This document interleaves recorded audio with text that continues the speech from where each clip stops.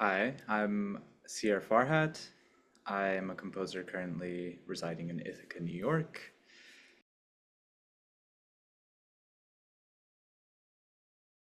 My parents are both Afghan immigrants. They came here on student visas, and both of them are mathematicians, scientists adjacent. My dad is a physicist, my mom is a mathematician. And they both love music, but don't have really much of a musical bone in their body. So it, I ended up becoming a real synthesis of all their interests and took the whole music thing on my own. That's kind of a little bit of my history, and it does end up really playing a huge role in how I've shaped myself as a composer. I got my bachelor's in both mathematics and composition, so both of those things kind of had a grasp on me in terms of my interests. What I first fell in love with music, I was drawn to um, like impressionistic music, but then really started falling in love with early music and medieval music. And I think that math has a huge stronghold on their conception of music as well. And so I found myself obsessed with canons and other musical processes that use math and use funky processes to get spin out ideas. That makes its way into my music, especially in this piece as well. Afghan folk music as also is just um, a huge part of my language, not only because of my connection to the culture through my heritage, but also in my need to reclaim it. So finding myself in this landscape of America as a queer man and trying to figure out what that all of those identities mean in relationship to being a composer and making music that comes from my own ears that are steeped in Afghan folk music as well as classical music. I think I don't really have a settled sense of who I am, but that's okay. I think I like that.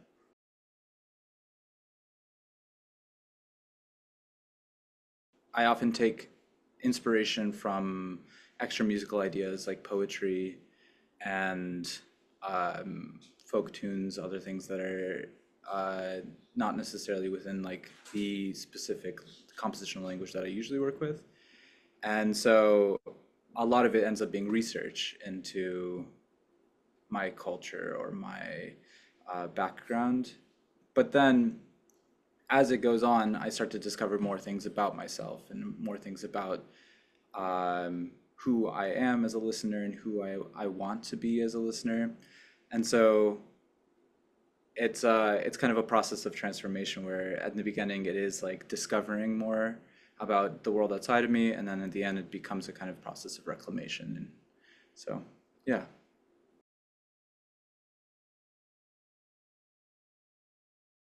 Usually I draw inspiration from poetry or from like constructed works, but in this case it's just these two words of vocabulary from Dari.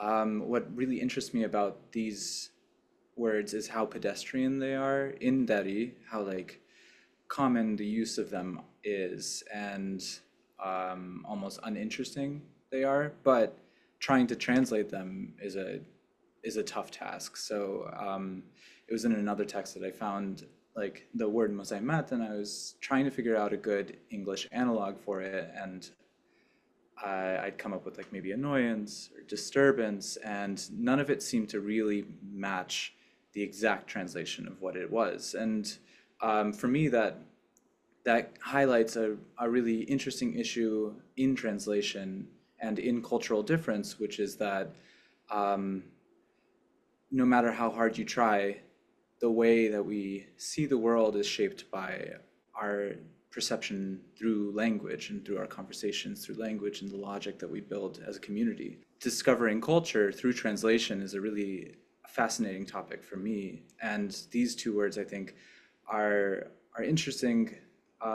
There's a bit of a nod towards a kind of Freudian aspect to this piece. The idea of like delayed response and delayed reaction is to me like kind of akin to concepts in trauma. So there's a very personal and more profound depth to why I'm using these particular words. Musaimat, though it's a pedestrian word, really, for me, kind of encapsulates the idea of trauma, what it means to be on this sense of edge, like not necessarily being disturbed and not necessarily pointing at the disturbance, but it's just the kind of like air of and repetitive uh, feeling of being disturbed, the kind of like replay of an event that sort of never aligns, never becomes clear, always stays in this hazy kind of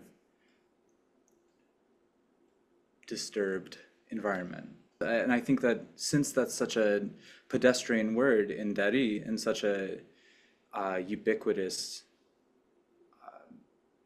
piece of vocabulary, it says something about the way that we have explored that particular emotion that maybe I don't have the vocabulary for in English. Whereas the same is true going from English to Dari. There's certain ways of expressing my emotions that I would in English that I can't necessarily do in Dari. Going back to your question about whether it's a process of like research or reclamation, I think the end result in like looking at these two words, ikhtilal and musaimat, is that I'm discovering maybe what parts of me I describe better in Dari and what parts of me I describe better in English and where I kind of fall in between that. I remember when I was learning Spanish in like through grade school, that like the toughest things to understand were jokes. Like the most complicated things were like puns and stuff like that because like there's just so much play in that you have to be like not only experienced in all the vocab you could possibly experience with, but like also the culture and why it might be funny or like it's just, otherwise it just goes right over your head.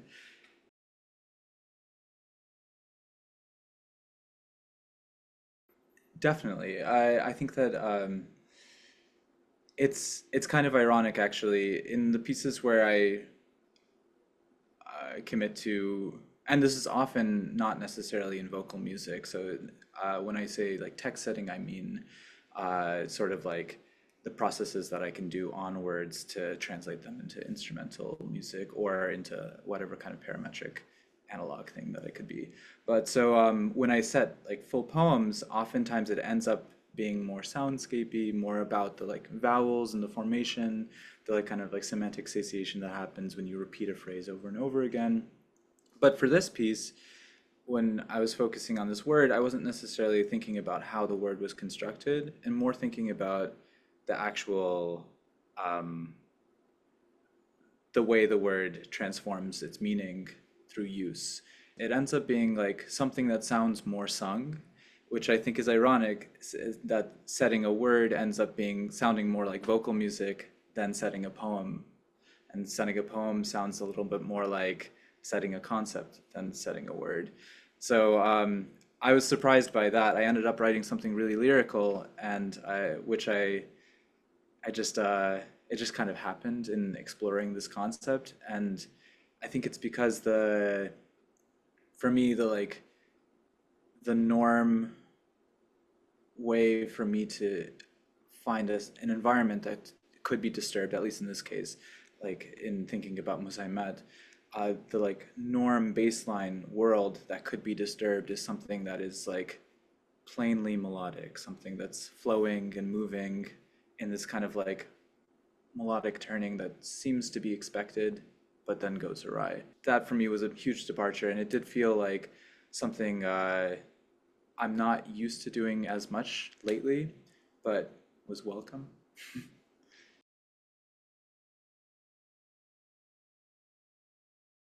I think it has. I think I'm like leaning more into writing melodic music, or at least music that feels lyrical. So I mentioned my interest in medieval music and also into like early musics that is before Baroque, so like Renaissance as well. Um, I what I'm really fascinated in is canon, and this piece exhibits a lot of that. So for instance, the piano line is all constructed around this one cycle of a canon, the violin takes that canon and slows it down immensely, the cello as well, but transposed, and the clarinet takes one little fragment of it and kind of repeats it in this like a little like obsession. And there's play in that as well. Since this piece, I think this was like a kind of originating point for me to become obsessed or like return back to my roots in melodic writing. And I think that has a lot to do also with my interest in folk music. Afghan folk music very rarely exhibits harmony. There's not really, it's more about melodic formation. There's like an Afghan folk ensemble consists of a rhythm section. It's usually a tabla or a dol, like these drums, and then melodic instruments like a singer, sometimes a harmonium, like lutes, things like that. So monophonic instruments. They end up playing in sort of heterophonic ways. So you get harmony by happenstance.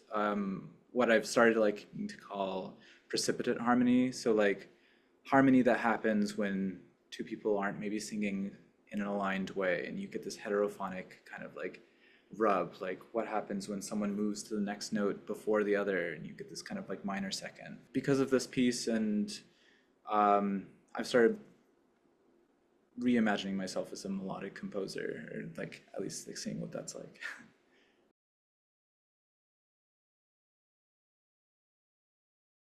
My doctoral research is centering around text and the voiceless.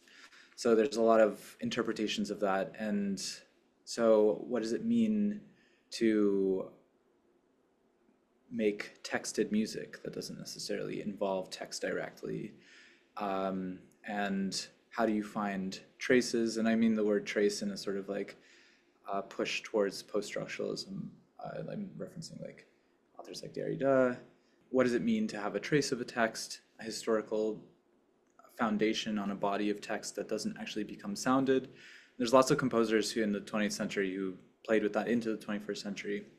And I think it's really fascinating to see what it means to have like a subliminal message that's not necessarily a crypt, but or like some kind of like secret message, not necessarily something like as direct as that voicelessness, but just engaging with text in a parametric musical way, which I think also, like given our like the history of Western art music originating like I'm not like necessarily a fan of finding points of origin, and I think that's like a really negative way to view history, but so take this with a grain of salt.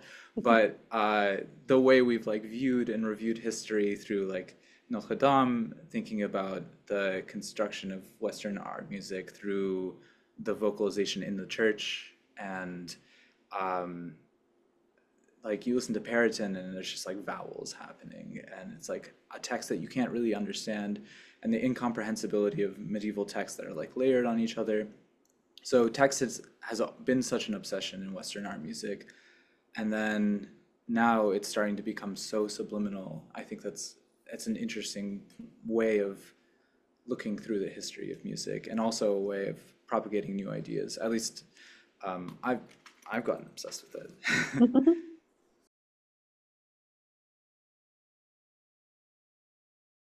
I'm working on something that's more explicitly texted, though not so much. I'm working on a kind of opera project. It's a project that's involved with Gabriela Lena Frank's Composing Earth initiative, projects that are all engaging action around the climate. And so my specific work is concert-length work for two vocalists, violin, cello, and harmonium, around a central question, which I think is pretty polemic and has been helpful to me, of what does a land here when artists leave, when an environment coexists with art, or making art around the sounds of nature or around the world around us, creating this cohabitating artistic space. What happens when the climate changes and creates an inhospitable environment? People leave, or political turmoil happens, and people leave. How does the land mourn the loss of art? And I'm exploring that through a set of texts that are really dear to me that are in Pashto, called Landai, and specifically exploring the concept of separation. So big kind of like opera project that'll be happening at some point. My music's on SoundCloud. Cool, cool. Check it out. Thanks for watching. If you enjoyed this interview and want to see more like it, check out the 30x30x30 playlist on our channel. For more information about the 30x30x30 project, check out the website linked to the right.